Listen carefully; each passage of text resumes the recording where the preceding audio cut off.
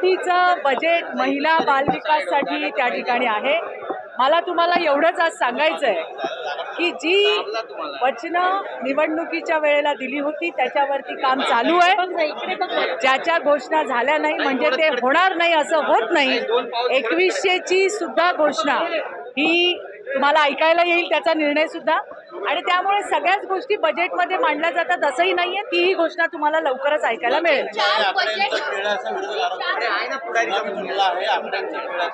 बघा असं आहे की जेव्हापासनं लाडकी बहीण योजना आली ती विरोधकांच्या डोळ्यातच खुपत होती।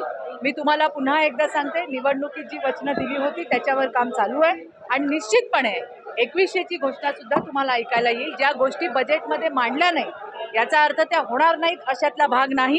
कुठलीही योजना बंद झालेली नाहीये। मला आनंद आहे की 18 नवीन न्यायालये त्या ठिकाणी चालू झाली आहे। मला आनंद आहे की माझ्या बचत गटातल्या सगळ्या भगिनींच्या प्रॉडक्टला विकण्यासाठी उमेद मॉल हे प्रत्येक जिल्ह्यामध्ये त्या ठिकाणी उभे राहणार आहे। मला आनंद आहे की 5 किलोमीटरच्या परिघामध्ये आता सगळ्या सुविधा लोकांना उपलब्ध होणार आहे।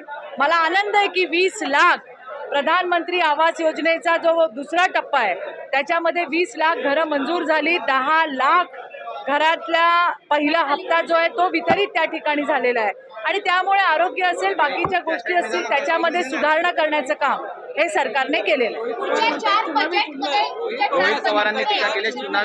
मी तुम्हाला हेच सांगते, महाराष्ट्र प्रगती करतोय। महाराष्ट्र आता थांबणार नाही। देवाभाऊच्या नेतृत्वामध्ये महायुतीच्या सरकारने अतिशय चांगल्या पद्धतीचा बजेट या ठिकाणी मांडलेला आहे। 32,000 कोटीची तरतूद ही महिला आणि बाल विकासासाठी आहे, ज्याचा मला मनापासूनचा आनंद आहे।